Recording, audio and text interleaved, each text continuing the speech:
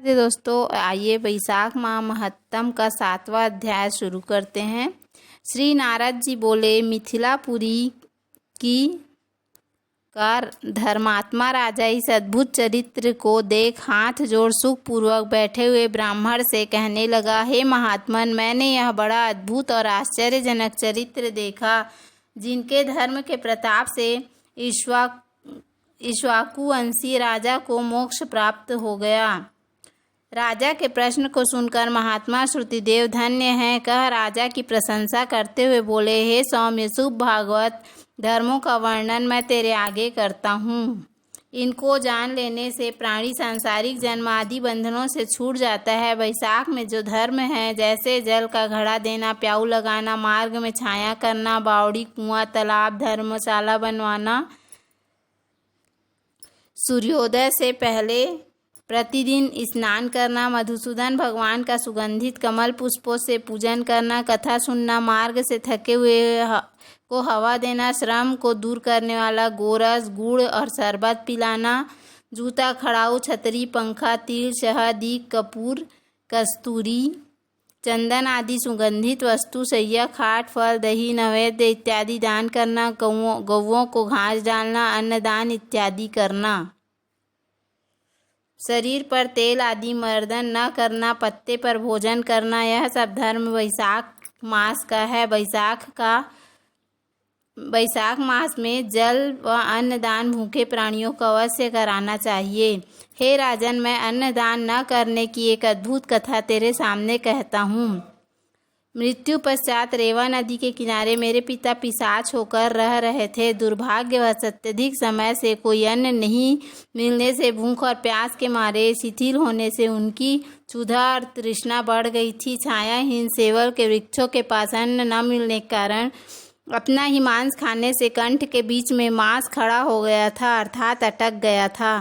कंठ नली का छिद्र सूक्ष्म हो जाने से पीड़ा के कारण प्राण जाने का भय था कि कुआं, बावड़ी, शीतल जल को विष समझते थे। मैं गंगा यात्रा के निमित्त जा रहा था। तब मार्ग में देवयोग से रेवा नदी के किनारे पर पहुंचा। वहां एक अद्भुत दृश्य देखा कि सालमई के वृक्ष की जड़ में एक पिशाच भूखा प्यासा चिल्लाता हुआ अपना मांस खा रहा था। वह पापी मुझे मारने के लिए दौड़ा, परंतु मेरे तेज के मारे निहित हो गया। मेरे हृदय में दया उत्पन्न हुई। तब मैंने उससे कहा, डर मत, तू कौन है, जल्दी बता, तुझे कष्ट से अभी छुड़ा दूंगा। मेरे ऐसा कहने पर वह अपना पुत्र न जान कहने लगा कि पहले मैं आनंद देश के भूराड्य नगर में जन्मा था। मेरा नाम और गोत्र था कि संस्कृति गोत्र में उत्पन्न हुआ था। तप, दान, विद्या और यज्ञ आदि में मेरी बड़ी निष्ठा थी। मैंने संपूर्ण विद्या पढ़ी और पढ़ाई, संपूर्ण तीर्थों में स्नान किए। हे अंग, मैंने भिक्षा के लोभ से वैशाख मास में अन्न का दान नहीं किया। इससे विचार होता है कि किसी कारण मुझे किस पिशाच की योनि मिली है। अब मेरे घर पर शुद्धदेव नाम का पुत्र है, जो बड़ा ख्यातिवान है। उससे मेरी दशा कह देना कि तेरा पिता अन्न दान न करने से स्वर्ग नहीं गया है और न नर्मदा नदी के तीर पर खड़ा बड़ा दुखी हो अपना ही मांस खाकर वृक्ष की जड़ में पिशाच बना बैठा है। अतः पिता को पिशाच योनि से छुड़ाने के लिए वैशाख मास में प्रातः काल स्नान कर विष्णु पूजा करे और भक्ति पूर्वक जल से मेरा तर्पण करे। फिर किसी ब्राह्मण को दान करे, जिससे मैं विष्णु पद को प्राप्त हो जाऊं। यदि तुम मुझ पर दया करोगे तो तुम्हारा कल्याण होगा। अपने पिता की ऐसी बात सुनकर वह बहुत दुखी हुआ और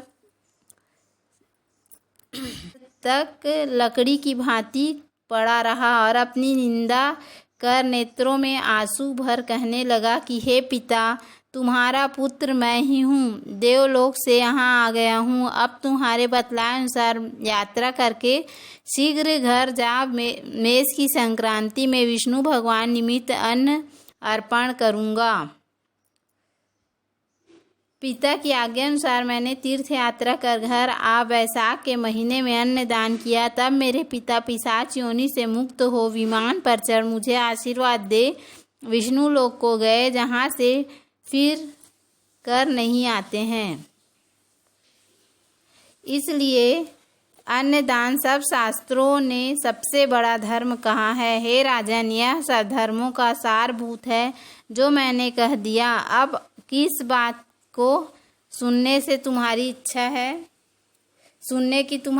है सो पूछो, मैं तुमसे सत्य कहूँगा। इति श्री वैशाख मास महात्म्य सप्तम अध्याय संपूर्ण। बोलो श्री हरि विष्णु भगवान की जय, बोलो लक्ष्मी माता की जय।